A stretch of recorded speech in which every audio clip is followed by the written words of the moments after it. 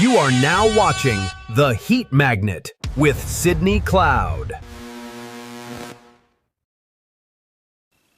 Ladies and gentlemen, welcome to episode 2 of The Heat Magnet with your boy Sydney Cloud.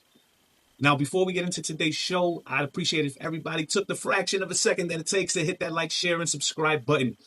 I'm on a new journey here with this YouTube channel. Yes, this is a partner channel to I Talk Shit TV. That's where I do all my dirty work. Over here is a nice and family-friendly, a nice, humble, and a heartwarming, whatever. I can't curse here. We can't promise that. I can't curse here. I'm We trying can't. to. No. I'm trying to remain monetized Fair enough. by YouTube. But yeah, this is the family friendly cut of I Talk Shit TV. This is top level plug here. This is where I do all my good work. But yeah, if you guys can take the fraction of a second that it takes to hit the like, share, and subscribe button, hit that notification bell, we'd really appreciate it. Now on to the show. Ladies and gentlemen, today I have a guest that I have a lot of love for. Somebody that I came up in the wrestling industry, in the wrestling business with. Somebody that I've known for about 16 years now. Somebody that I haven't seen for about 10 years, up until about last month. He is known as the voice of World of Unpredictable Wrestling, the voice of Gleason's Gym, my brother, James Alexander. Thank you, Sydney. I love that. Thank you. That was a wonderful introduction. Thanks. All right. How's everything going, man? It's going good. You know, it's a grind. Life is a grind.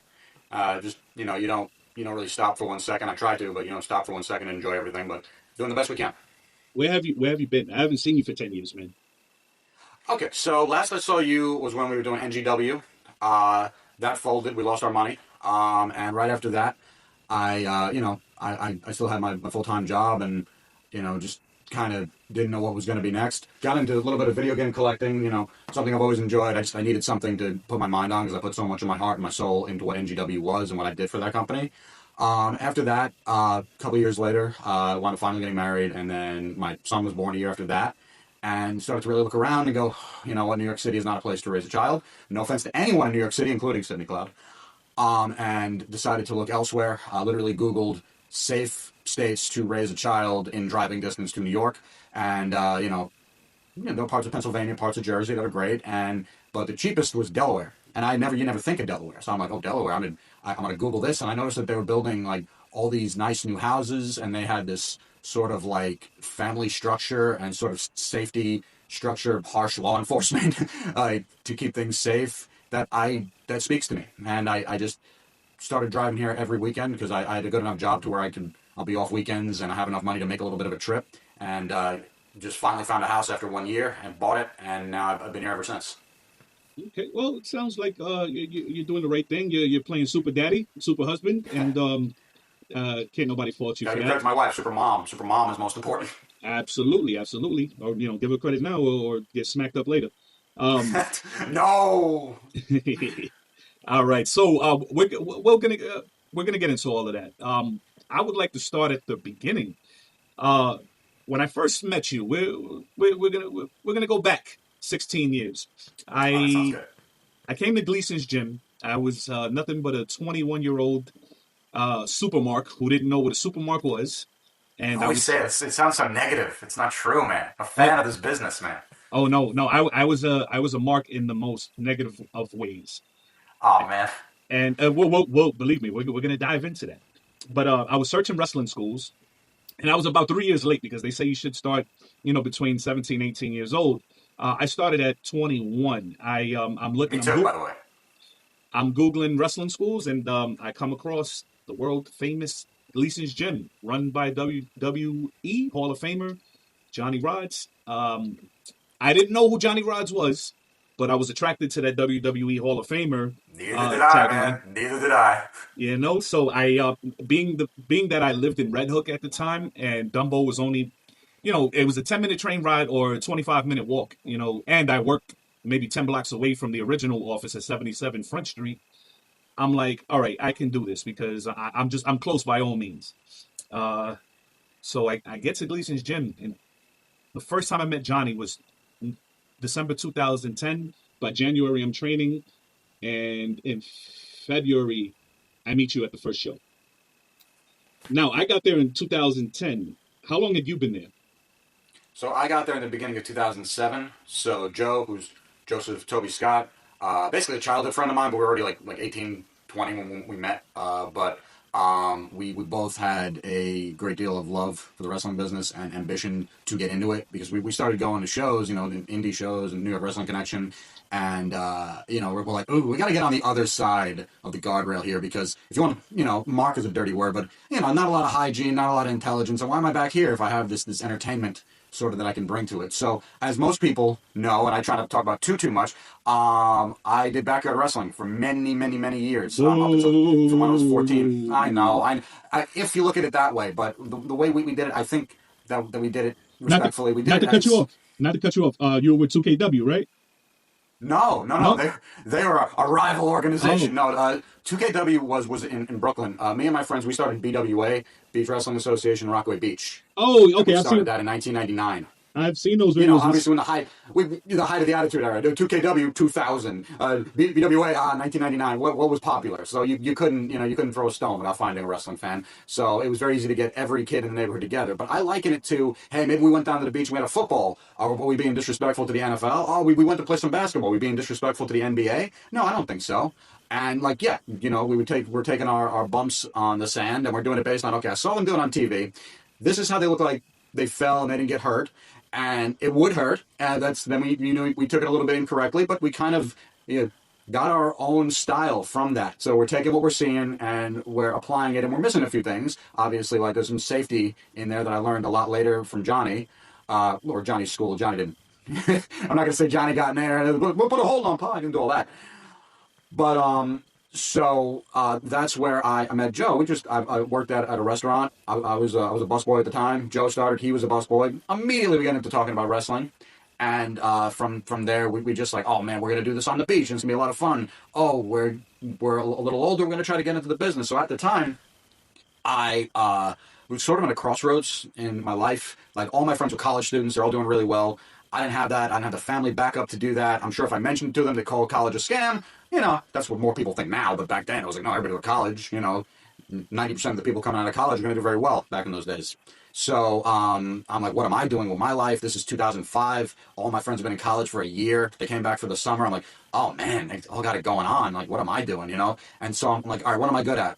So for the last 5 years, I'm announcing wrestling at the BWA. And I'm like, whoa. You know what? I think I'm pretty good at this. I'm sort of a humble person. There's like the Richard Branson quote: if you get offered a job and you're not qualified for it, take it anyway and just get better at it. I never apply that. That's not something I'm going to do. So like if I say I'm good at something, I'm really good at something. So I was like, okay, go to WWE's webpage. How do you become an announcer? Well, you go to the careers tab. It says, well, you need to be at an accredited, or you have to graduate from an accredited, voice program at a college. So I'm like, all right, local voice stuff. And so there was this voice coach named Chuck McKibben, who was the sound engineer for Mel Blanc in the Mel Blanc studios in the 1960s when they were doing the last of the Bugs Bunny cartoons. Okay. And I was a big Bugs Bunny fan growing up, and he lived in Long Island, and he was doing private lessons for years and years, people who wanted to do commercials or whatever else. And, he had a lot of success stories coming out of that. And he was starting his actual class, like right then and there, like September 2005, he was starting up a class. I was looking for something, and I'm like, all right, I got to come down and meet the guy. I give him a call, tell him everything I want to do. I come down there, and he sits to me and goes, this isn't really what we do, but I think you'll really enjoy this. I'm like, all right, it's $25 a week, 1 day a week, a class with 5 or 10 other people. That's fine. So he's like, oh, go into the booth and read this commercial for me. And I read it in one loud, sustained wrestling voice. It's a car commercial or something. I was like, you gotta go down and be son, and I'm like, so I come out of the booth, I'm a little embarrassed. He goes, okay, good. I'm like, good? What's good about that? He's like, well, no, a producer knows that they can take your voice down. They don't know that they can raise your voice up. If that's your up, we can sort of adjust that. And so from him, for a year and a half, long story short, he was teaching me how to tell stories with my voice, up, down, inflections, etc., etc.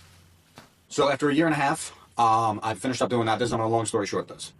And, if you want to read a little bit more about this, I did write a book 5 years ago, Lucky, the James Alexander story. You can find it on my YouTube channel under the trailer for it, for the book. Just a lot of these stories just more or less in long form. We'll definitely link it right here.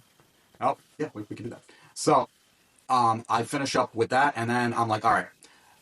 At that school, I meet one kid. His name is Gordon Edward, and he is playing a character at NYWC, New York Wrestling Connection. It's where Matt Cardona is at the time. He's getting ready to leave. Kurt Hawkins, Brian Myers, getting ready to leave at that exact time. That's where I start going to those shows. He's playing a character there, Rowdy Robbie Piper. You know, he's a funny guy. He can do voices. So he's deep in that. I'm like, can you get me into this? And he's like, well, I don't know, because Mikey Whipwreck, you know, he's not gonna, you know, he doesn't like to bring in anyone outside the business, and people got to pay their dues. And I never heard any of this crap. I'm like, I have talent. Do you want it?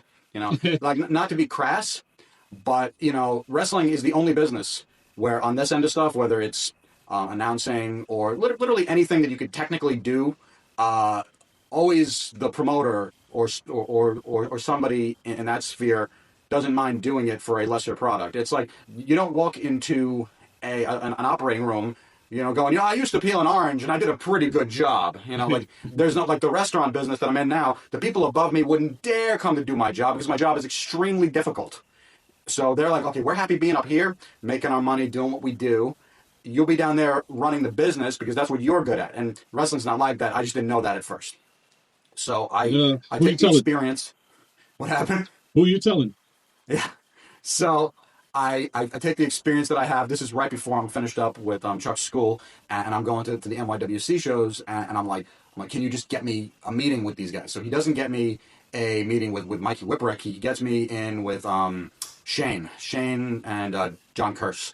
Okay. And it's during their like wrestling class. So I'm like, I walk in and I see, I'm like, oh my God, Papa Don, Stockade, and all the guys from that time period. And I'm like, this is so cool, you know. At that point, I think Brian Myers and Matt Cardona just left. I'm like, I love those guys, and they're gone, so I didn't get to meet them. Met Brian Myers years later, but he don't like me. But I'm joking. So what I was taught by Chuck was you need to present yourself as just the end-all, be-all, and you got to really sell yourself. So I'm selling myself to people who want to see humility and people paying their dues. And I'm like, I'm the best announcer. I can edit videos. You don't have that. I have that. And me not knowing, I'm just offending them left and right. So if you guys want to know the outcome of that, there is on my YouTube channel, the unreleased NYWC highlight reel. This is what they asked me to make with the clips that they had. And I gave it all I had. I gave it to them. And what else Chuck taught me? He said, and if you want to hear back from a producer, you want to call them every single day and leave them a message, and you got to get them on the phone because they'll appreciate that. Wrestling people do not appreciate that. Wrestling people don't want you calling them. So finally, after a month between a show, like I went to one show, gave him the thing, next month, I'm like waiting on, you know, something, and he never called me back. I'm calling every single day, like I'm supposed to, like I was taught. There's an incongruency with the voice acting world and the wrestling world, just if you're not figuring that out yet. So then I see him at the next show. I see Shane. I walk up to him, and I'm like, hey, man, so sorry, you know, I've called you so many times, but I just wanted a little feedback. He's like, oh, yeah, you know, I had some like family issues, so I didn't really get back to you. I'm like, oh, that's all right. He's like, so you really want to know? I'm like, yeah, please, thanks. He's like, yeah, so we laughed at that. I'm like, okay, thank you so much for the opportunity. Appreciate that. So this all happens in the fall of 2006. And this is at the time, Joe's like, oh man, I want to get into their wrestling school. Then he goes, and if they treated you like that, you know, and plus he didn't have a car at the time, he's like, let me look at something else. And he had already heard about Johnny Rodz. WWE Zeitgeist doesn't mention Johnny Rodz. So I'm like, wait, who? Wait, who? What year was it? You mean Gorilla Monsoon? Are you talking about Arnold Scullen? Like, it's like the people that they tell you about is all you know about when you're that age, you know, or that time period with the few and far between DVDs that even mention those people. Yep. So I was like, I've never heard of this man. But I had heard of Dickie Rodz because he was on that show. I'm like, any relation? No relation. So Joe starts up there February. He's on the March show. And I go to the March show, and I'm like, this isn't as good as NYWC. I'm seeing some good talent here, but I'm just like, oh man, I really wish I had like the NYWC, you know, set up. They're so much more slick and cool, and they have the guardrails and the entrance. It looks like ECW there. It's so cool. But I'm like, all right, let me see where this goes. So the next week I meet with Johnny. Everyone's at the same meeting with Johnny. I don't know why we're even talking about it, but you know, like, yeah, for the people that don't know. Yeah, for the people that don't know, you walk into Johnny's office. Johnny Rodz beats Hulk Hogan. Everybody's signing autographs. Like, oh my God, he trained everybody. this is amazing. Okay, I got to sit down. It takes an inordinate amount of time for him to start talking to you. And so, like, I'm just sitting there listening, and he's, he's a salesman. He's trying to feel me out. And just right off the bat, no disrespect to Johnny. Love Johnny. But at that time in my life, I had been around enough salesmen, and I really needed a break. And I needed something to go well because I'm not someone with a lot of money, and I'm not someone with a lot of time because I'm trying to make not a lot of money with my time. And so I just really need you to tell me the truth and help me out. And, just like, oh, Paul, it's not a wrestling school, it's a club. You become a member of the club. You know what the first member of the club is? I'm the first member of the club. I'm like, okay, all right. And he's like, well, not only that, you join the gym here. And then, you got big, strong power. Last couple of years, I'm at my own local gym, and I got medium and weak and painful, and no muscle. It was growing. At that time, do we go into the story? At that time, I had, I had a liver transplant when I was young. Okay. And what I didn't know then is they take your gallbladder. So right after that, if I would have like a ham and cheese sandwich, I would have all kinds of gastrointestinal issues. So I'm like, oh man, meat's not really great for me. And so like my family who was in my life at that time, my grandmother, my father, they had lived through like the mad cow disease thing, and they swore off meat too. Not that you get mad cow disease, but they made a mistake swearing off meat. So for 9 years, I didn't eat meat. So in my workout years, I wasn't having hardly any protein.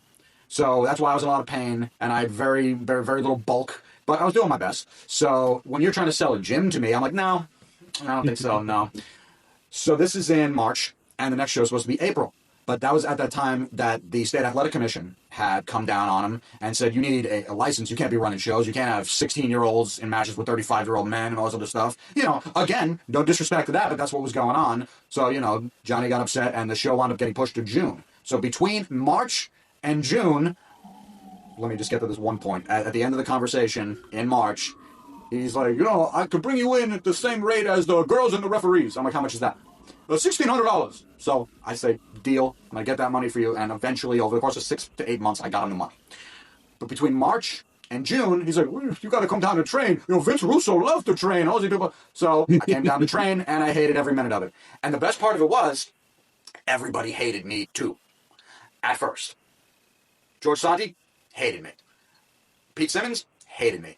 The only people who I felt liked me, Charlie and Pumbaa.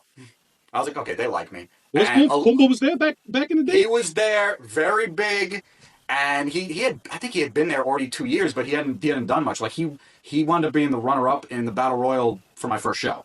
Like Johnny wanted him to go out, and I think Jimmy Cruz threw him over or something, and he held on like Shawn Michaels, and Johnny called him out anyway. Well, he's eliminated, Paul. No credibility in his match, but sure, But like Pumbaa, he grabbed my wrist, and he's like kind of slapping this and down the 30. He's like, loosen up, man. We'll be all right, man. I'm like, thank you, man. I appreciate that. So I've always loved him. Yeah, I gotta rest in peace, Big Pumbaa, man. That's one of the guys I really got along with, man. I really had a lot of love for that guy. Yeah, no, it's a real sweetheart. Like, but anywho, so like between that time period, I had to come in and train like 3 or 4 times. Just to save face, because I don't know if he'd say, all right, if you're not going to train, you're not going to be my announcer, ha ha ha. After the first show, all of a sudden everybody likes me. Because many people saw the value in trying to show their matches to WWE and stuff with an announcer in the background pointing out what's good about them, et cetera, et cetera. And I'll give more credit here to Chris Romano, who came up to me after every show, not even after, in the middle, he'd find me, he's like, Alexander, I know none of these guys came up to thank you for what you did for them, but I'm thanking you. Oh, thank you, Chris. I really appreciate that. Because he knew, like, try to watch your match in silence. His little John Travolta voice. Yeah, oh yeah. No, so that's something I just never forgot either. I was like, thank you for thanking me. Like, that's, but you know what? That's the entire point of this. I'm glad that you point that out, because that's the wrestling industry. That's the workers in a nutshell. Like, nobody likes you until they realize what you can do for them, which I think is a real. I think that's the most piece of shit part of wrestling. Instead of like genuine gratitude, it's let me see what this guy can do for me first, and then I'll use him until I can't use him anymore, and then he's my bro, and then the one time you can't do something for somebody, or once you leave, you're nothing now. And honestly, I kind of have to be fine with that, because literally I got into the business because I felt that I could make it to the WWE with my talent. And then I found out what the business was kind of like. And if everyone on this level is kind of not people I would actually hang out with for the most part, I really already have my group of friends. And like, I'm like a lot of what people are saying to me. Am I really going to like it up there? And especially at that time, let me be very clear about that time. 2007 2008, there were a good dozen guys that could have gone to developmental that day and been on TV in 6 months. Your Joe So Delicious, your Pete Simmons. I'll give it to the Musketeer. I'll give it to Mike Gallagher, George Santi, Chris Minion. Like, all these guys, I'm like, these guys have real talent. But at the time, in the dirt sheets, where we're reading, Vince McMahon just said that he don't want anybody over the age of 24 anymore. Vince McMahon just said he doesn't want anyone below 6'5" anymore. Vince McMahon, and so, like, I think that might be why Joe So Delicious quit, because he was 24. You know, like, so, like, you're seeing how thick that glass ceiling is getting above you, and you start going, oh, like, I guess I'm not going to make it. So, like, of course, the only WWE-related scout that came down there was Matt Stryker. And what was Matt Stryker doing at the time? Announcing. He's not going to recommend me. So, like, there we go. Done and done. So by the time 2011 rolled around, I was already like, okay, I enjoy doing this for the most part, but I'm not going to make it. You know, I think you're not the only one, and the guys you mentioned are not the only one, because when I believe when I was about 24, 25, maybe I was about 5 years into the business, I read the same kind of reports. I want to say this is about 2013, 2014, and all the reports were saying... Even prior to that, there were reports in 2009. No, I'm talking about the age range. About 2013 to 2014, it was now they were talking about 30. The cap was 30. Oh, okay. So, you know, I was 25, and I said, you know what? You know, F it. I'm gonna have fun now. You know, like, so that's what I did. Even though I had been a troublemaker my entire run as a professional wrestler, you know, and it wasn't because I wanted to be. It was because so many people were hazing me and testing me, and a lot of people thought that I was a joke, that I had to sometimes put hands on people, or sometimes I had to tell people what it really was, or I had to show up to shows, you know, with 100 Crips outside waiting. Oh, you know, because people I thought... just find that many cripples. Is that you see why right there that it's... You see why right there that it's okay to have that sort of newfound respect that people had for me because they saw what I could do. I never had any of that. I never had hazing. I got respect from a lot of people after that I didn't even think I deserved. I was like, thank you. You know, like, I didn't even hit my stride until, like, I would say 2009. But for those first 2 years, people really treated me well, and I'm really thankful for that, considering what everyone else went through. Yourself. Yeah. If it sounds like you went through the same thing that everybody in Gleason goes through, or everybody in professional wrestling goes through. You know, the first year or two, you know, people are unsure about you, and then you show your worth. And I was unsure about myself, to be totally fine, but everyone was cool with me right after that first show. Like, I saw Johnny, like, the following week, and he's sitting down at his desk. I popped in and he says, "You gotta stop by." I stopped by. I don't do anything else. And he's like, "So, you announced the whole show?" I'm like, "Yes." He goes, "And you know what, Pop? Nobody complained." I was like, "Yes." Cool. What an endorsement. Nobody complained. I mean, yeah, from Johnny. You know, Johnny, there was one time, an Ultimate Security match, Johnny standing next to me. I never heard him say this before. The finish happened. He goes, "Oh, good match." I'm like, "Whoa." Johnny said good match and not, "What do you say, ref? 2 count." Oh, ref. And he wanted every match to end. Like, it was taking too much time. Johnny was such a sucker for Ultimate Security, man. Like, he thought he was the whole bowl of cereal with milk, man. You know, I mean, anyone who looked like was going to make it, I mean, that's just a feather in Johnny's cap. Because Johnny had the whole 90s, and then it was so tough to get a few people in like the 2000s. He had the whole 90s. Anybody said they were trained by Johnny at least got to do friggin' jobs and shit like that, or stuff like that. The crazy thing is that weight that it still holds weight. You can still put that on a resume when you sign up for WWE, and that's like a plus when you go for extra work now. Okay, that's cool. Like, I don't see it the way I used to. You know, and you know that's the thing too. Like, I talked about all those guys from that time period, because right after that, it's always around like Royal Rumble. Johnny gets like 30 new guys in, and like those next couple of groups, I'm like, oh boy, I seriously hope, you know, everything works out for the Snowman. There's so many guys, no disrespect to them. I'm like, man, you must have really saw that high package for the Rumble and said, yeah, that's me. I'm getting in there. Oh man, the legendary Snowman. There was like a lot of guys following that crop that didn't really have that presence and like overwhelming talent that the other people have, and most of the people that stuck around improved and became really, you know, like they had a little career for themselves if they wanted it, you know, locally and, you know, the Northeast and stuff like that. But like the fact that we had all those guys and WWE basically passed on them, like whether they knew about all those guys or not, and then you have that next crop that, like, you know, pretty ambitious to be, you know, spending all your time and money when, you know, you're not exactly the most pro wrestler looking person in the world. Well, the industry has transformed, and I don't think it's for the better. I mean, honestly, Yeah. every year since I've been there, I had a 3-year run at Gleason's. Every year that I was there, the new crop was just it was a bunch of guys that didn't look like they could ever do anything in the professional wrestling business. You know what I'm saying? And that says a lot from the jump, because first impressions are, you know, MFers.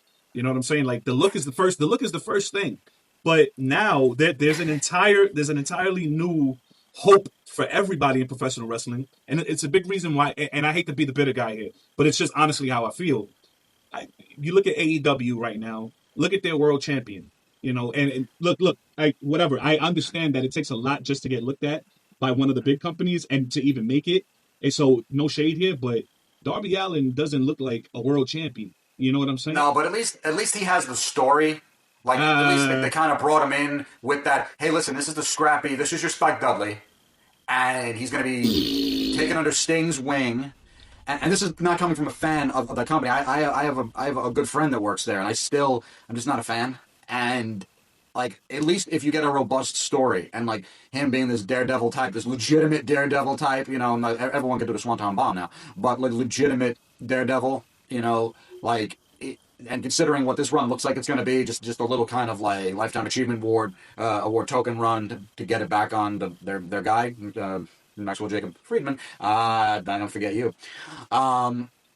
You know, it's fine. Like some of their stories are fine, but, you know, like, that doesn't, you know, no one's turning on the television going, oh, this is the guy. No, this is the guy that's supposed to drop it to the guy, and he's having a little kind of token run. Not to be disrespectful, but I want to real quick touch on what you were just saying before we lose it. The Johnny stuff, about, like, you know, like he was training a lot of guys that really didn't look like they were gonna do anything. The names that he would give everybody. I literally had lunch with Kurt Angle. That was an awesome day of my life. And I was just shooting off some of the Johnny names, because he had never met Johnny, but he knew Johnny's reputation of being able to train all these great guys. He knew he trained Taz and everything. And I'm like, hang on, Kurt. How about La Boots, Armenian? How about Justin Time Bundy? How about Harlem Henry? No, that's not working. Black Pepper. And just on and on and on, like, all these terrible names that he was giving people. And they would stick with the name. I'm like, you came in here not having something in mind for what your name was going to be? Like, Joe, my friend, he's like, he was coming up with names before, and he's like, all right, my last name's Lopez. I don't look Spanish. Our good buddy Scott, he was friends with, like, I'll be Joseph Scott. Sort of a tribute to that, but that's like a strong name. And he walked in, and he's in the office with Roger and Johnny, and he's like, Johnny, he looks just like Tobey Maguire from Spider-Man. Oh, the Tobey! So Johnny writes down, his name was Charles James Tobey! And he went ahead and, you know, he said, please, let me just be Joe Scott. Can we do Joseph Toby Scott? Something like that. And he's like, yeah, Joseph Toby Scott. And you had to stick with Toby, but at least he had an idea for a name. Like, I never saw that many people come in and not only not got their body in somewhat physical shape to look like a wrestler, but also not have anything in mind for a name or a gimmick or anything. So if you do that, you're a cowboy. You're going to be one of the Cowboys, or you're going to be one of the Brotherhoods. You gotta get your own gimmick, or you're going to be one of the Spanish guys. You know. Do you know? I don't understand. Do you know? Okay. Do you remember my name from Gleason's before it was Sidney Cloud? Yeah, you got Charles Ray, and then you had just C. Ray. And then you said, call me MF or Jones. I said, fine. You know, that's not a big problem. Do you know? And then finally, when we did the CWE show, then finally Sidney Cloud. I like that a lot more. So. Yes, that's all right. So that was all before I understood what gimmicks truly were. You know, it took me a while to get that, because, like I said, I came in as a Marky Mark fan. I didn't know I didn't know shit. So I'm like, wrestling is real. I'm gonna be myself, and being yourself in wrestling does not. You don't think that? So do you know why my name was Charles Ray? Is it Chucky? Okay, yeah. So Chucky's origin is. So I'm a huge horror fan, and I also made music at the time, and you know, everybody used to say I killed the beats. You know what I'm saying? So I named myself Charles Ray. So there you go. Okay, there you go. Know? So Johnny didn't understand that. So Johnny says, okay, you could keep the name, but we're gonna add a little something to it. So my first name, my first show using Crystal Man Santiago. No, he has Bobby G say Everybody, welcome. No. I'm sorry. You were announcing Bobby G's on commentary, A commentary? Yeah. Yeah, and we sat together. Johnny specifically told him to call me Charles Ray from the Hood, and Oh God. that would And Bobby couldn't let it go. Bobby wouldn't let your drop kick go. Just because it wasn't the highest drop kick. no, Alexander that hit him was with the liver kick. that was Drop one kick, right time. up, stop. That was exactly, you made that famous for me, but that was one time because Keanu was coming at me too quick from the ropes, so I didn't have Oh, time to okay. get air. My drop Yeah. kick is immaculate. I get up here. I mean, who's arguing? I'm not arguing, certainly not arguing. But yeah, for a couple of months, that's all you heard on commentary. I wish I still had these DVDs. I wish I still had Yeah, I this wish you did footage. too. Well, all you The hear more is you add, the more I can have. Bobby G. Then we got Charlie Ray from the Hood, at least 20 times during my match. I mean, like, but then him and Flex were onto something, so it was just like they were talking about something else. Also, was I fun. didn't. That was the most fun run. That Yeah. little less than 2 year run with me, Bobby, and Flex. Oh my God, it's so funny. You're talking about I like watch it now. And I still enjoy it. 2010 to like 2012 around there, right? Not even like it's like the beginning of 2009. Okay, that's before. Actually, no. It's middle to 2008 until not even 2011. It's like sort of like some shows there'll be all three of us, and some shows will be just me and Flex or just me and Bobby. But like it's all good stuff. It's all really really fun stuff. Once Johnny started to trust me a little bit, he let me he let me on commentary, and Yeah, we did a few. to be honest, that was when I was like, what do I call you? He's like, and you're like, I've always been who I've always been. I'm like, so M. F. Jones, Charles Ray, he's right here with me right now. And we called a match together. I wish I still had that. I did have a hard drive with all that footage, and I know. my little 4-year-old son, that little shit, he had this thing where he used to love running right by my computer. Oh. And my hard drive used to sit on top of my desktop, right on top of the tower. And I think he ran into it and dropped it like 4 or 5 times, and that was the end of that. I took it to a It's specialist. copied in multiple places. If people are wondering, hey, how the heck does James have stuff from 19 years ago? It's copied in multiple places. It's on multiple towers. It came with me 3 states away. I will have it on until the end of time, and that's why most of it's going up on YouTube. Aside from Winky the Right Man Parrington's matches, that's just not happening. Not putting up Winky Parrington matches. There's nothing good to say. Love you, Winky. It's not a good wrestler. Shout out to Winky. I have a really really entertaining question for you now. Yes, great. Were you around for the steel horsing incident? I was on the periphery. I heard first from obviously on social media from Stephen Person, made a T-shirt, "Stop Steel Horse," and I'm like, well, what is this? And I came across the video of the guy who didn't work out in developmental, who was fighting Tristan in a wrestling match, and he wound up. Tristan Spade had asked them. I talked to Tristan Spade after that. I don't remember going into too much detail with it. Tristan Spade had said, "Listen, my back's actually bothering me. Could you just not do the sit down on the back spot?" And did it anyway. And I don't remember the guy, but he had the WWE sort of like, he had the speed, he had the timing, he had the moves. So he seemed like somebody. I'm like, oh, developmental didn't want him, whatever. So right after he jumped up on his back, landed on it. I don't know if there was a punch thrown or something, but the cops wound up getting called. That was what I heard happen. Unless I'm getting that backwards, and Tristan jumped on his back, but it was some sort of real punch and the cops being called. That's where that happened. And stop steel horsing is don't call the cops. I don't remember much of it, but I remember I felt bad for Tristan Spade because he was one of those people I know was kind of rude to a lot of people. He was really really nice to me, and he was trying to get like that Steel Horse Vachon name over, and like I'm like, cool man, the pimp gimmick was way cooler, but yeah, do your thing. And last I spoke to him was when he was coming back from Florida to do one shot in the Bronx. And no disrespect to him. I've always liked him. Like, just he had a bad incident in a match once, and you had to call the cops. I understand. That happened. I believe I was new. I was maybe like a month or 2 in when that happened. Maybe it's that. And that was just. I feel like it happened a little after that, but no, okay, sure. I mean, I think it was sometime in 2011, right? Maybe, because at that point I think it might have been 2012 because I just or even 2013 because I think I was finished up at that time. Like I hadn't seen Steven personally, I just saw him putting it up and making the T-shirt and everything. Well, no disrespect to Tristan Spade, I never met the man and I don't know him on a personal level. Oh, you never met him? Okay, no, that's a different story. No, the reason I bring it up is because when I got there, that was the big talk in the bank. Oh God. That was the Okay, big then maybe joke. it was that time. Yeah. And I couldn't get in on the laughs because I didn't know the man. I didn't understand what Steel Horseman was. I didn't understand what had happened. When somebody broke it down to me, I just said, "Okay, he shot on you in the ring. Knock him the knock him the f out." And hit And him. that was right at the finish too. It was like right before the finish. I think they went to the finish. I don't think they totally trashed the match, but like like just don't work with the guy again. I mean, like you're working with a WWE developmental cast off because you're trying to keep your name out there. He was also somebody I think had gone for tryouts and stuff, and he came back to Johnny saying, "So you guys all need to get your stuff in shape because this is what they want." I was just there showing us different workouts and stuff. Us, I'm not doing any of that. Uh, and so I got it. He spoke like a veteran who had been places, when maybe most people didn't see him that way, so there just wasn't enough respect back and forth from everybody. It was what it was. Well, you know how that goes. One day you're up here in wrestling and you can do the smallest thing that somebody doesn't like, and you're right back down.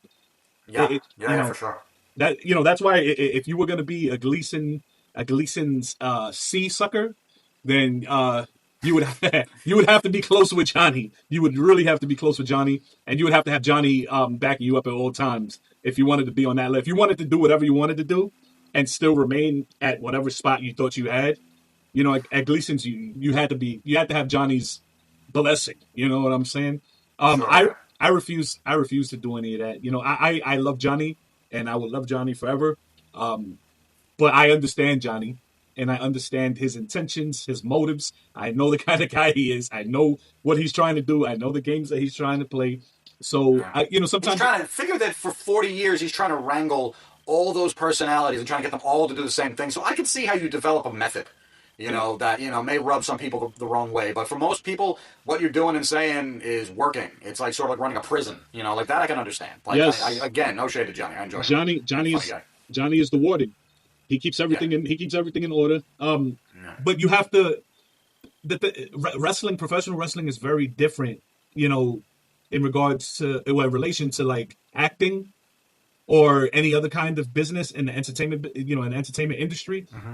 And with wrestling, you either like there's no in between. You have to accept people for who and how they are and learn to work with them, or you need to step out. And you have to have Yeah. very, very, very, thick skin. Yeah, for The sure. Yeah. the ribs are brutal. The hazing is brutal. The Thank you for training. not doing that to me. I appreciate you guys. Thanks. You never got ribbed? Thank you.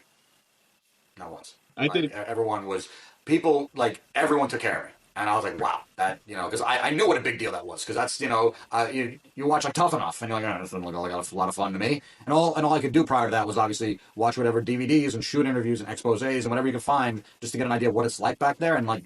Yeah, it sounded pretty brutal, and like the fact that I came in and just because I had this one talent, people were treating me very nicely and not doing the same thing to me they were doing to other people, and that might be because I wasn't around as much. I would literally come to the shows and I would do any little extra stuff I had to, and then you wouldn't see me for a month.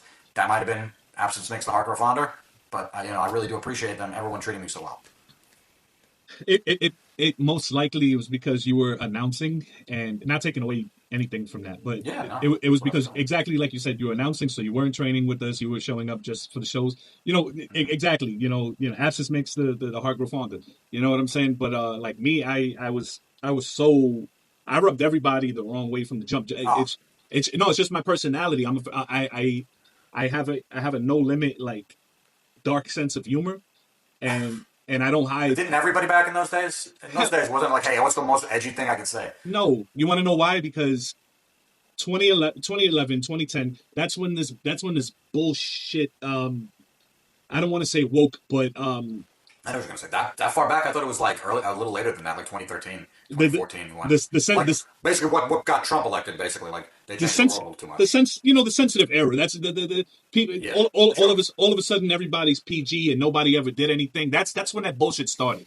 You know what I'm saying? And I know this because look, I've had a YouTube. My YouTube channel dates back to 2006, before YouTube. I mean, before Yeah, mine Google even too. bought it. Before Google Yeah, even bought it. So I go back to a yeah, time where you can upload anything, you can say whatever you want, and there wasn't anything, there was no such thing as a strike or oh, we're gonna yeah. ban you for 3 days if you say something that's gonna make this sissy boy over here cry. You know what I'm saying? Like, Fair enough. Yeah. so I never left that era. I never left the Jerry Springer '90s era where You know, I kind of grew out of it a little bit, but that's because my job, you know, like I never it's will. just like, and really I have no one to really talk like that with, so I kind of just washed that out. I kind of grew out of it. What? Go ahead, practice now. Say the N word. Oh no, never have I said that. You know, no, and that's funny you should say that. That word, it really did get super uncomfortable. Like I'll say it right now. The whole junior high school was saying it, and we weren't all black, you know. But that word got super uncomfortable, like around the 2015 time period, Not 2014, 2015. I was like, wow, if it's bringing that much pain to people, I don't want to ever say anything like that again, not you not know. not for And me. Not for me. well, Well, here's the thing. You're a white man. You know what I'm saying? I'm like, You're a white man, so the rules are a little bit different. You know what I'm saying? yeah. And But either way, I wouldn't. Yeah.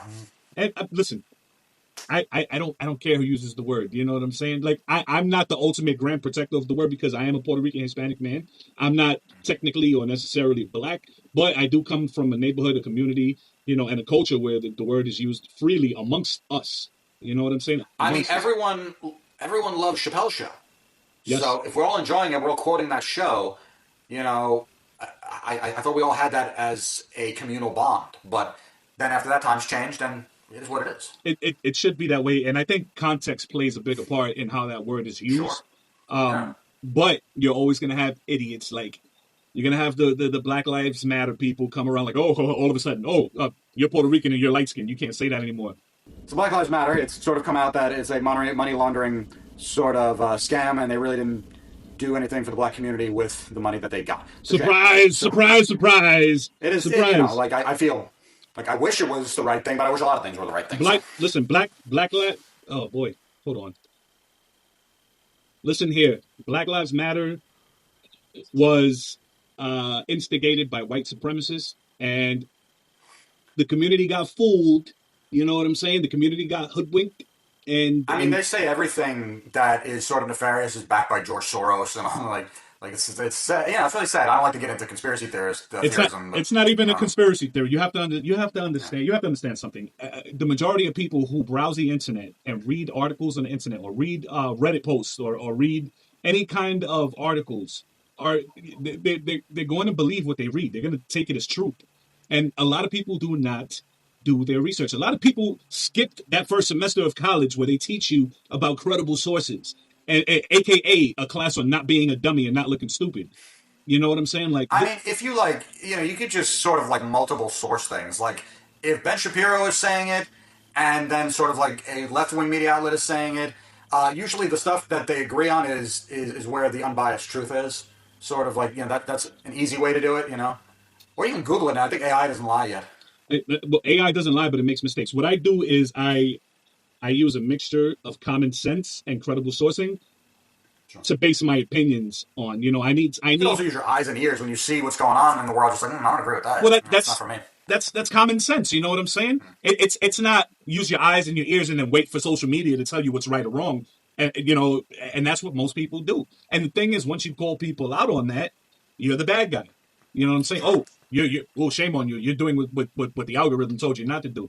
And that's the problem. That's the problem with society today. Nobody thinks for themselves. They think that a little brick that you hold in your phone or that you hold in your hand all day is the end all be all and can think for you. It can make decisions and judgments and form opinions for you.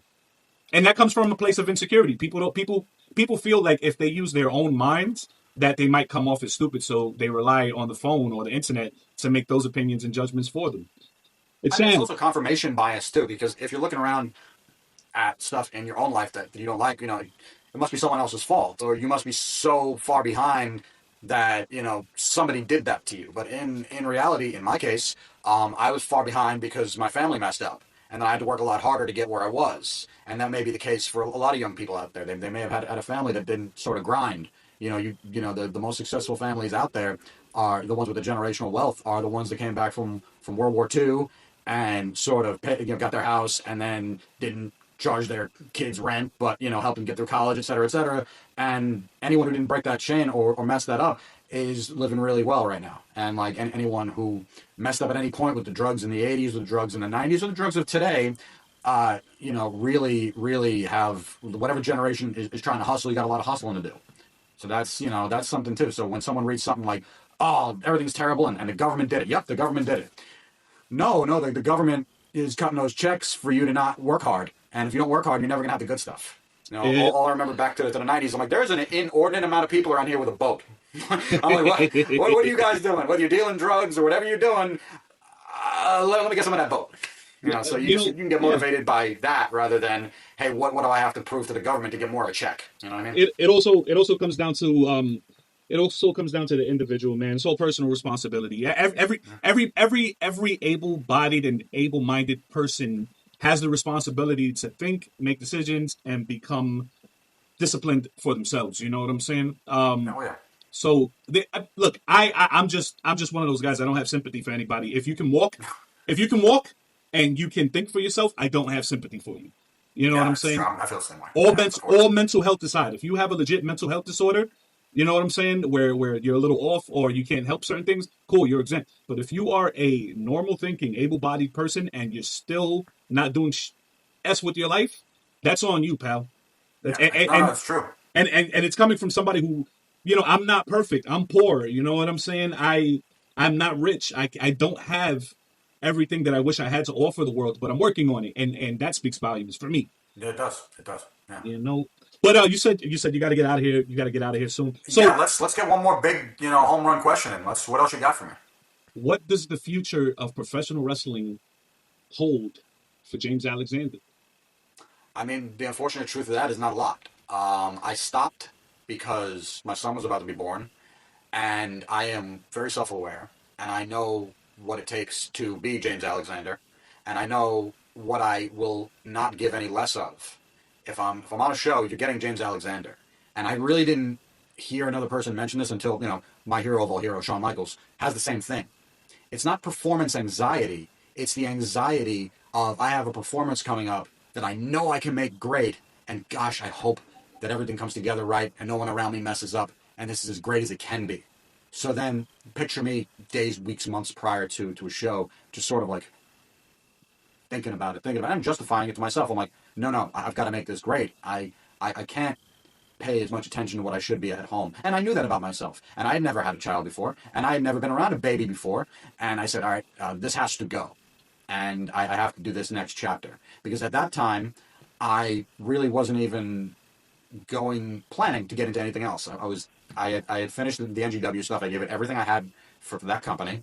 And I'm like, what else is really left? Like, do that for another company? No one's really calling. No one's really knocking on the door for that. Maybe now's a good time to be finished with that. So in 2019, 2 or 3 months before he was born, I did one more show in my hometown. It was an East Coast Pro Wrestling show. Joe Scott versus Andrew Anderson. And I called Gino. I said, Gino, can I just... you don't know Gino. Gino Caruso. And I said, it's my hometown. I can't really offer anything for the show. I can't sell a ticket. I haven't been there in years and years. But can I just be in Joe's corner? And, just something cool. We'll shoot a promo for it beforehand because he's facing like a big menace guy with a manager. He goes, yeah, because Gino, even Gino has respect for me. And I didn't expect that either. And I like Gino a lot too. So I did that, and I get there, and I'm pretty relaxed. I'm not doing much. He's like, oh, James, can I talk to you? I'm like, oh, boy, Gino, what's up? It's like, my ring announcer's not here. Can you just ring announce the whole show, too? I said, absolutely. So the last thing I did, and you can't see it, but I got to ring announce a Powers of Pain match. I didn't do any commentary, but I got to, here are your winners, Warlord, Barbarian, the Powers of Pain. I'm like, oh, that's how we're ending it. That's the end of this career. And I'm like, and I grabbed Joe. I was like, thank you so much. It was so good to do this with you. That's the end. That was it. And until this Charlie show happened, and as soon as Charlie passed, I'm like, they're going to do a show, and I'm going to be on that show. Because Charlie meant a lot to me. And, obviously I wasn't there that much, but I'll tell a quick Charlie story. Obviously he was always cool to me at every show. It's a funny guy, and I really enjoyed talking to him. But in 2010, they had a road trip down to Virginia. Him and Pastor George, they were going to team up as the Unknowns. And they needed a driver, someone who could drive for 6 hours. Well, I could drive for 6 hours. And he's like, Alexander, I call it relocation. And I'm like, oh, thanks, man. That sounds great. So he's like, come meet me at this bar. I want to talk to you about it. I meet him in the city. And it's at this like Irish pub. And I'm like, I wonder why I'm here. And he's like, he's showing me the print. He goes, we're going to take a RAV4. And it's like simple shit that he could have texted me. And it's like, and we're going to go. And he just wanted to hang out. And he's like, and we're going to stay here. And then all of a sudden, the bartender comes over. He's like, oh, Charlie, you got another one. I'm like, I'm like, well, another what? He's like, Alexander, you want a drink? So I was a drink. And he's like, and my vision's getting blurred. And he's like, Charlie, does he know Esteban too? Do I know Gorilla? Yeah, I know Gorilla. Oh, let's fill you right up there. And I'm drinking. And I'm like, oh my God, he brought me here to get me drunk and have a good time with me. And we're just talking and laughing. And on my last drink, my wife had to come get me, by the way. And on my last drink, I don't think I have any. I can't afford any of this. I look over, he's eating an entire bowl of fettuccine Alfredo. I'm like, how the hell are you eating? He's like, anyway, Alexander, it's going to be in August. We'll have a great time. He takes me on that trip, and he's paying for everything. And I'm broke. I'm dead broke.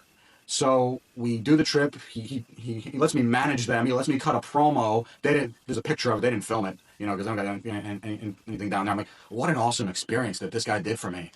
And I get back, and I'm about to get on the train. We drop off the car in like the Hertz in the middle of the city, and I'm like, and I reach in my pocket, and I have like $34 in mostly singles. I just hand it to him because, what can you give somebody that doesn't look ridiculous that would think of you and do that for you? So as soon as he passed, I was like, if there's going to be a show, I'm going to be on the show. And it was like a year and a half later now. And I was just so happy to do it. But again, I got that anxiety, like it's James Alexander. I got to be James Alexander. I got to bring everything I have. Didn't know what everything was going to sound like when it came out of my mouth. I don't really raise my voice like I used to. I don't announce. I don't have the vocal training I used to have to be able to call 11, 12, 13 matches. Thank God there were only 5 of them. And so the future for me ends there. I'm enjoying making videos and like stuff I didn't enjoy for years. I can't wait to finish up this highlight video. Thank you for sending me the clips. Still, my computer's fighting me to get them onto the computer, but I'm doing it. And so the future for me, I'm going to enjoy doing that. And I really have nothing else planned. I mean, I just, you really, if I'm going to be the dad that I want to be, I can't do anything else. And the job I currently have is weekends. So what am I going to do? I couldn't if I got tempted. I couldn't if I wanted to. Well, I did see you a couple of years ago. Where were you on? Ricky Lake or something like that? I was on Dr. Phil in 2009. Dr. Phil. So the idea of you taking your career to the next level, it's somewhat of a reality. Let's say WWE gave you an opportunity. Would you take that? Yes. Yeah. Okay. I would take it now because I see the way things are run there now. It's not the exact same thing as it was, and I just currently I just don't feel like I'm making enough money, and a little bit of money would go a long way right now, and I do think they would use me for my talents there, not try to break me in half like they did. You watch podcasts now with Todd Grisham or Jonathan Coachman or anybody been there, they're shaking like they're coming out of friggin' Vietnam. Like, and he told me to say this and that, and I don't understand why he meant. I didn't say. And I'm like, do you want me to say this? And I'm like, Now it looks like they're at least letting the announcers be the announcers. Put me on friggin' Evolve. Put me in Mexico. Why would I don't have to be on the main stage. Just pay me more than I'm making now. That's all. I really think you still have a shot. I think that you should still be sending your information to WWE on a monthly basis, if anything, man. Like, I really think you have a shot. I did it one time through Mark Viola in 2008. One time. And I was like, whoop, didn't want it. So, that's, I was like, if you don't want me when I'm young, you're not going to want me when I'm 41. That's not true, James. I think you should still chase it. I think that there's still a little fire left in you, and I think you should pour some gasoline on it, man, and see where it leads. I don't know. Let's, you know what? God does the future. I do today. Let's leave you at semi-retired. How about that? Fair enough. But before you go on another vacation, I'm gonna let you end this podcast. And your best Jason Alexander. Jason Alexander from Seinfeld? Jeremy, you're ending this podcast! Your best James Alex. Sorry, it's a popular name. Your best James Alexander performance to end this podcast. I want you to give it your all, because it would mean a lot to me. Sure. Ladies and gentlemen, thank you for watching Sidney Cloud's podcast. Be sure to click the link in the description to read all about my book. Be sure to click like. Be sure to subscribe. And be sure to come back next week with another exciting interview. Thank you and good night. And that's how we're going to end it. Ladies and gentlemen, thank you for watching. I want to give a special thanks to James Alexander, a.k.a. Jason Alexander, for taking the time to be here with me. It means a lot to me. And hopefully we can do a part 2 soon. I'm up for it. We didn't touch anything in this one. I'm up for it. Whatever. Now that we got the setup, now that we got to figure it out, let's aim for sometime next week or the week after when you have time. Sure.